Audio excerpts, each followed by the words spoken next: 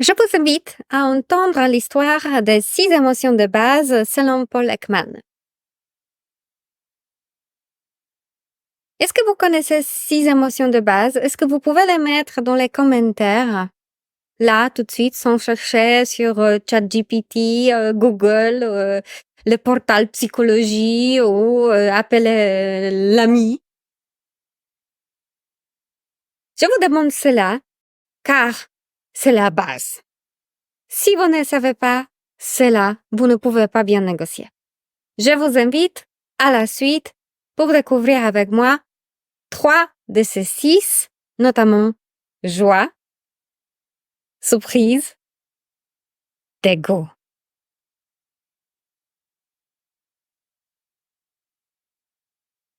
Paul Ekman, un psychologue américain, pendant les années 70, a développé une théorie des émotions qui aujourd'hui est très connue dans le nord de la psychologie qui s'appelle psychologie émotionnelle.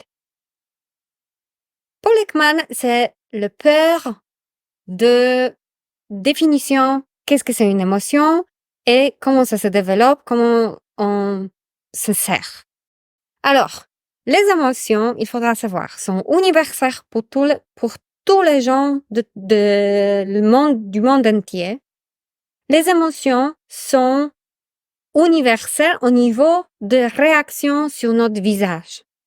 Ça veut dire, chaque personne a un cadre de réactions biologiques, neurobiologiques, réactions qui sont inconscientes, de nerfs, et cela se traduit comme image d'une émotion.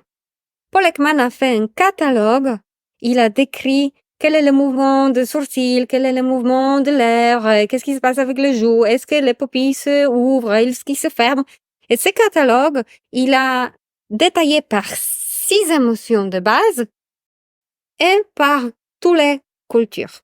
Il est même parti en Papouasie-Nouvelle-Guinée pour regarder est-ce que les gens qui sont là-bas, qui n'ont jamais rencontré les gens d'Occident, est-ce que eux, ils réagissent de la même façon que les gens d'Europe millénaire ou des gens des États-Unis qui sont une nouvelle Amérique, nouveau monde.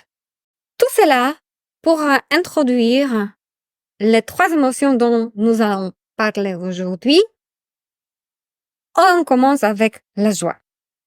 La joie se traduit comme quelque chose de très plaisant, agréable. On ressent un bonheur pur. Quel est le message de cette émotion?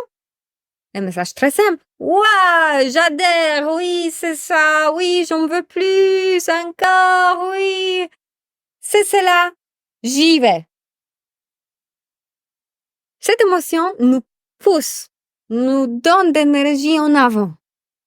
Ça veut dire le cerveau traduit j'adhère, je le prends, je le veux, je veux le faire. L'émotion suivante. Parlons d'une surprise.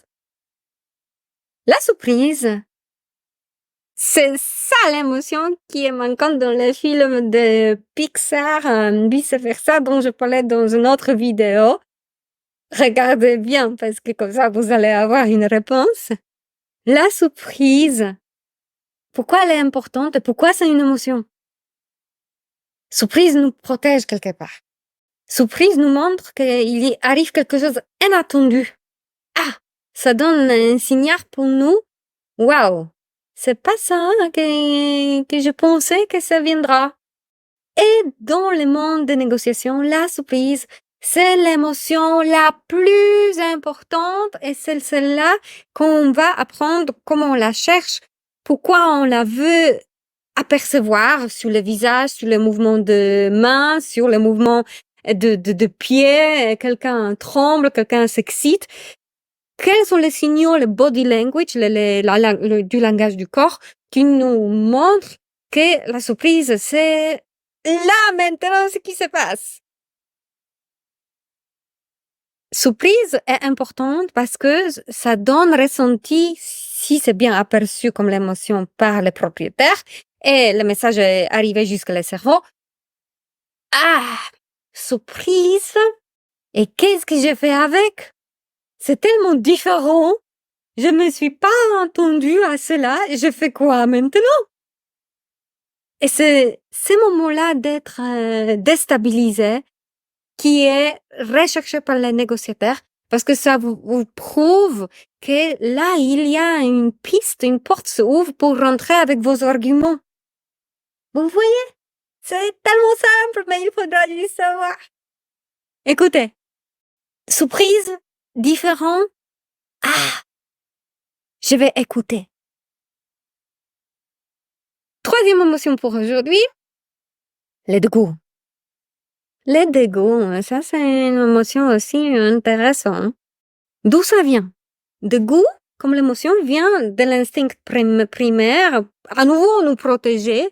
Ça veut dire, si la viande qui était chassée il y a 3 jours et il restait devant la cave pendant 3 jours au soleil 50 degrés, et peut-être n'est pas complètement cuite et peut-être ça commence à pourrir. Ça veut dire que ça peut être peu digeste et peut-être c'est mieux de ne pas avaler parce que si je l'avale, je vais mourir ou je vais au moins avoir un mal au ventre.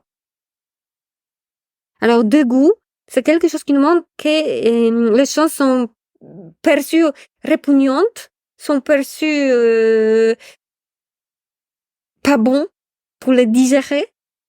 Ça peut être maintenant, si je reviens au contexte du XXe siècle, quand nous avons déjà les frigos, ce sont les choses qui peuvent toucher en nos valeurs, en nos identités, en nos caractéristiques auxquelles nous sommes attachés. Ça veut dire les choses qui sont offensantes pour nous. C'est pour ça qu'on réagit avec un dégoût. Parce que si, par exemple, quelqu'un frappe quelqu'un d'autre, ça va contre notre valeur que non, la violence physique, c'est inacceptable. Et la violence verbale non plus. Ça va contre, on est dégoûté. Maintenant, l'émotion traduite par notre cerveau, ça peut être qu'est-ce que c'est? Ça peut être un jugement, ça peut être une réaction genre je me sens mal à l'aise dans la compagnie de cette personne, je me sens pas adaptée au contexte, je me sens perdue, je me sens déstabilisée, je me sens frustrée parce que je n'arrive pas à obtenir ce que je voulais de cette personne et cette personne me dégoûte parce qu'elle commence à m'attaquer. Il y a toute une palette de sentiments qui peut se déclencher qui dépend de votre back-office, de votre background, de qui vous êtes, d'où vous venez. C'est là, je ne sais pas. Ce qui est sûr, que au départ de ces sentiments, il y avait le dégoût.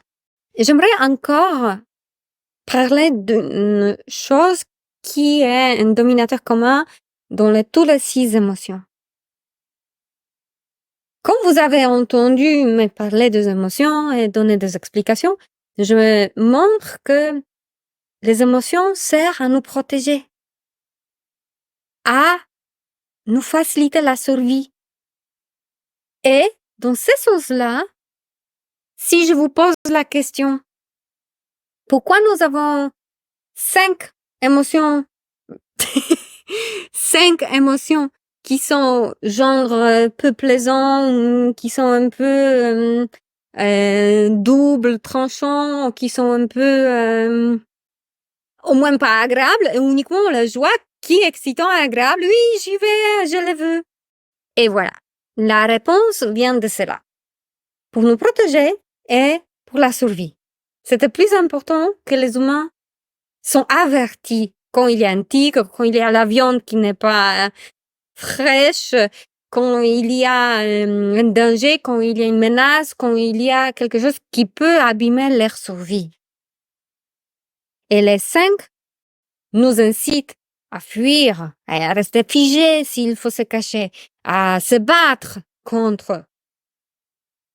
Et la joie Bon, ça, c'est une cerise sur le gâteau qui nous permet de profiter de tout ça, ce que nous vivons au quotidien. Et c'est la joie qu'on cherche à ressentir et aller vers pendant toute notre vie.